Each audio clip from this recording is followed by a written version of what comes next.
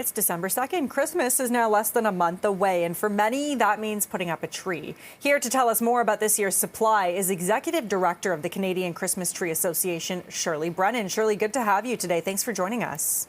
Thanks for having me, Lindsay. So when it comes to a shortage, or maybe not a shortage of Christmas trees, I've seen Statistics Canada reporting a shortage over the last few years. What is the situation this year? So I can tell you I've talked to growers all across Canada. In BC, we met in September, and everyone is excited about the supply this year. Having said that, we know that there are certain species that are going to be hard to find. So if you like that 8-foot Fraser fir, you may have difficulty finding that. But there's so many other species out there in Canada, and it's such a strong industry we have. We are confident that there is enough trees for everyone that wants one. So does that mean that there's a bit of a rebound happening? Because I know that there has been talk over the last couple of years of a shortage due to climate change, a lack of growers, a lack of land, especially in Ontario. What's happening here? Is there a rebound? So we are seeing that there are those impacts that we have to deal with.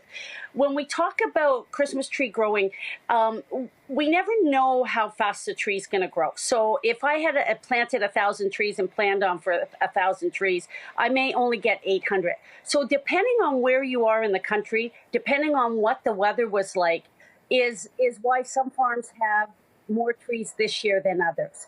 And I can tell you that across Canada, the prairie provinces are the ones that we seem to be having more and more questions about their demand. In Ontario, we know that our trees we've had really good weather this year, and our trees are in the fields and pre-cuts are available. I also know that it's National Christmas Tree Day today, and all farms are open, or majority of them, but I do know some farms are going to be closed at the end of this weekend, and some have just started opening up. So we've kind of listened to the consumers to be able to offer them at different times so people don't feel rushed.